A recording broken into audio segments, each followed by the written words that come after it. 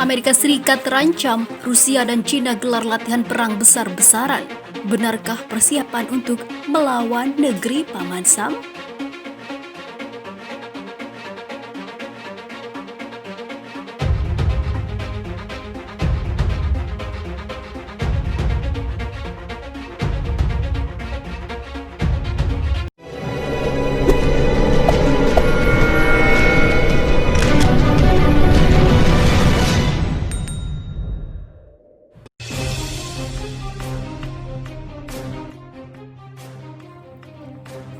Puluhan ribu pasukan Angkatan Bersenjata Federasi Rusia dan Tentara Pembebasan Rakyat Cina atau PLA menggelar latihan tempur dengan tajuk Operasi Kaukasus 2020. Tak hanya kedua negara raksasa, latihan ini juga diikuti oleh pasukan militer Belarus, Iran, Myanmar, dan Pakistan pada Selasa 21 September 2020 kemarin. Dalam laporan yang dikutip Viva Militer dari Radio France Internationale, sejumlah kendaraan tempur 6 negara dikerahkan dalam latihan ini. Kendaraan tempur dan senjata ringan yang digunakan diangkut oleh pesawat angkut Xi'an Y-20.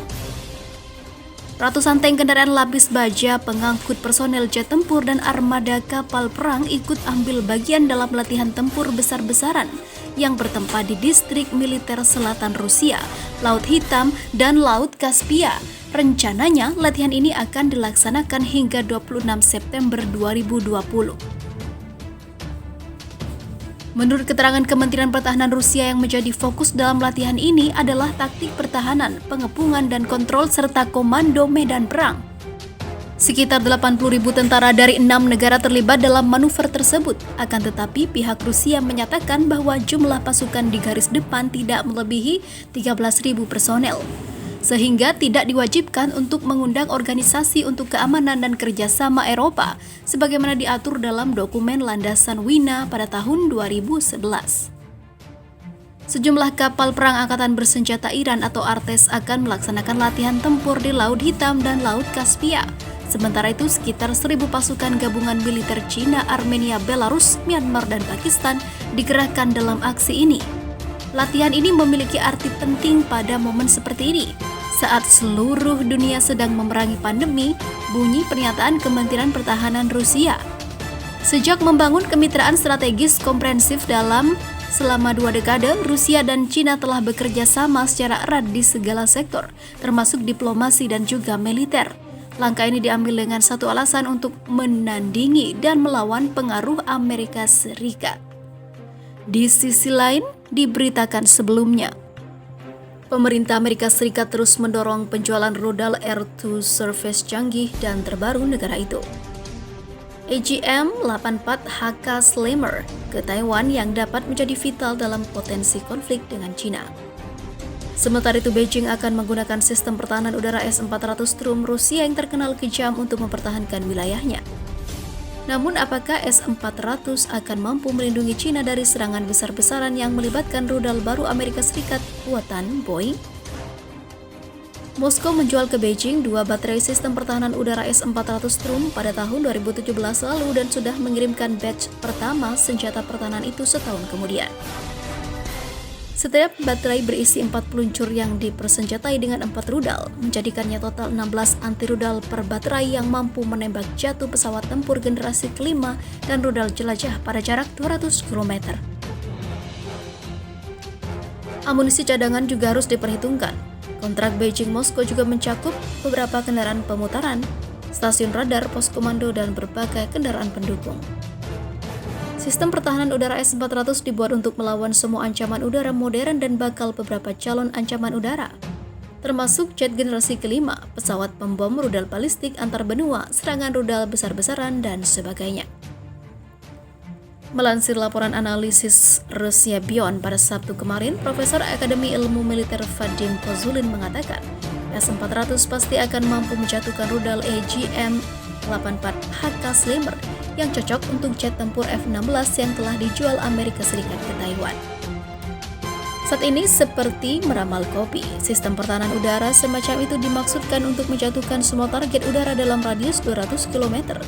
Tapi, apakah angkatan udara asing akan mengirim pesawat atau misil mereka ke zona kendali? Tanya Kozulin. Seperti yang dia ingat, Amerika Serikat membangun rute penerbangan untuk serangan rudal jelajah Tomahawk. Mereka selama serangan di pangkalan militer Sayrat di Suriah di sekitar zona kontrol S-400 Strum Rusia yang terletak di wilayah tersebut. Serangan itu dilakukan dengan melewati zona perlindungan pertahanan udara. Jika tidak, hingga 95% proyektil bernilai jutaan dolar mereka akan jatuh, kata profesor tersebut. Menurutnya, tidak tepat jika hanya mempertimbangkan karakteristik dan kemungkinan taktis senjata sehingga menghilangkan faktor manusia dan juga taktis. Setiap serangan dianggap berdasarkan kondisi setiap teater operasi militer, pertahanan musuh dan gudang senjata Anda. Ya, Cina tidak memiliki seluruh wilayah yang dilindungi dari serangan udara dengan sistem pertahanan udara, tetapi Angkatan Udara Taiwan juga tidak memiliki kemungkinan untuk menyerang dari segala arah, imbuh Kozulin. Perseteruan antara Cina dengan Taiwan yang didukung Amerika Serikat semakin memanas. Saat ini Tentara Pembebasan Rakyat Cina atau PLA sedang latihan militer di dekat Selat Taiwan yang dimulai sejak Jumat kemarin. Latihan militer tersebut digelar ketika Wakil Menteri Luar Negeri Amerika Serikat Keith Craig berkunjung ke Taiwan. Setidaknya 18 pesawat termasuk pembom dan jet tempur Beijing bergabung di dekat Taiwan kemarin, yang memaksa Taipei mengerahkan jet-jet tempur F-16.